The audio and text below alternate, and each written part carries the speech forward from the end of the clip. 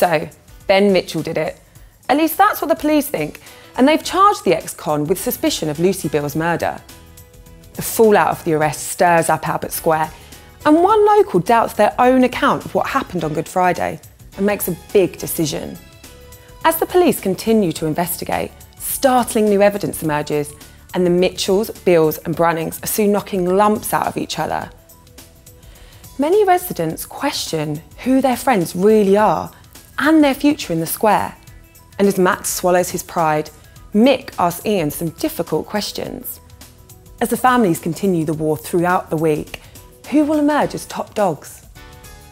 Meanwhile, Les tries to talk to Paul, but fails to get through to him, while Pam seeks Dean's help with him. He's not exactly impressed by Paul's attitude.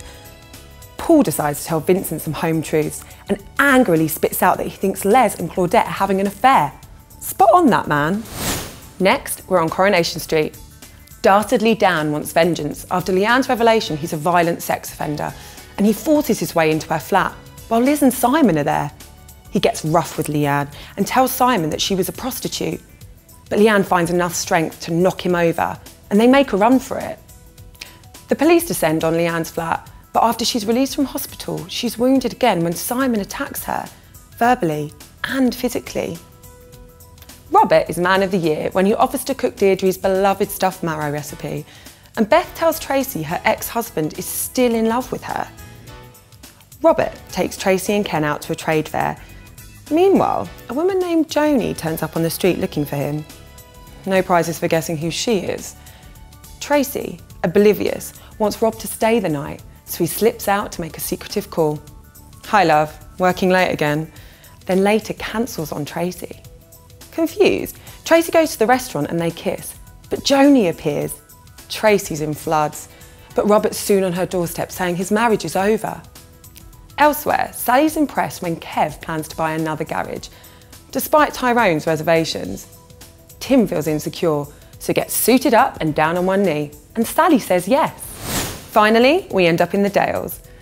Robert's on a rampage after Paddy sticks his oar in by telling Lawrence that Aaron has a criminal record. After Aaron confronts the vet, Paddy then reveals Robert tried to kill him. Aaron plots his revenge on Robert by inviting him to a hotel and recording their chat. But he gets a shocking, unexpected bonus when Robert admits to killing Katie. Robert knocks out Aaron and discovers the recording. When they later row again, he pulls a gun on his lover. As he pulls the trigger, Paddy walks in and the vet slumps to the floor. Later, Chrissy discovers Robert's affair with Aaron and outs him to the whole pub. Rachel's mortified when a social worker visits after a police drugs raid. But Megan promises her that Jay will pay and sets her plan in motion with a text. Debbie is confused when Ross asks Moira for a job, but it's all part of Charity's plan. She has no idea Charity's enlisted him to break up Kane and Moira.